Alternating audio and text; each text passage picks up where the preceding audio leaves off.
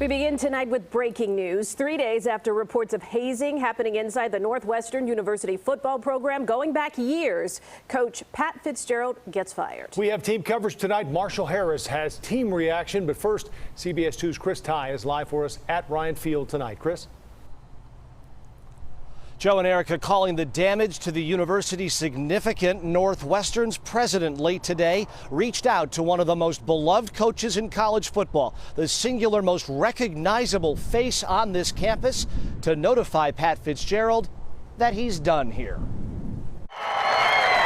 He is the most famous, notorious character on the campus.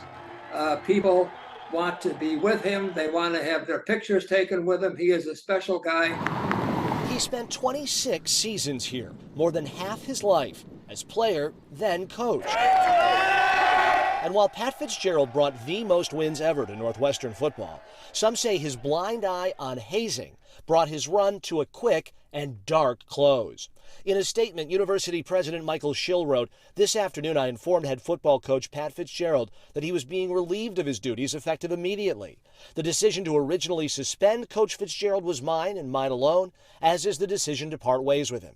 New details of the school's independent investigation were also released. Schill saying 11 current and former players acknowledged the hazing was systematic, dating back many years. It included forced participation, nudity, and sexualized acts of a degrading nature, that it was well known by many in the program, and that the independent investigator failed to find any credible evidence that Coach Fitzgerald himself knew about it. So it's completely implausible that he did not know about this. Lester Munson covered Northwestern for decades for ESPN and Sports Illustrated.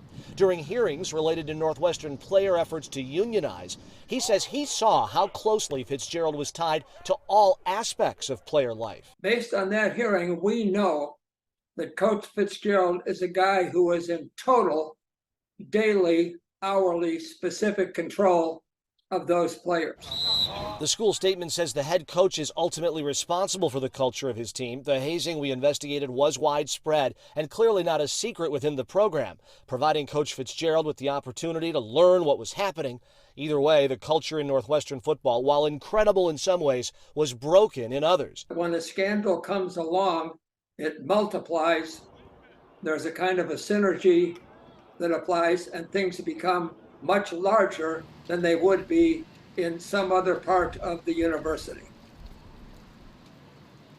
Just before we came on the air, we learned that Pat Fitzgerald issued a statement to ESPN saying, among other things, he was totally caught off guard by this. He thought the suspension from Friday would hold. He is hiring Super Attorney Dan Webb, who defended, among other people, Fox News and former Illinois Governor George Ryan, to fight back on this front. More on that as we get it. And also, we've learned there may be another scandal brewing up here in Evanston, that the baseball team's coaching staff was the subject of a human relations investigation for inappropriate behavior along sexual and racial lines. Again, more on that as we get it. A lot of moving parts up here at Northwestern tonight. For now, live in Evanston, Chris Ty, CBS 2 News. No doubt about it, Chris. Thank you very much.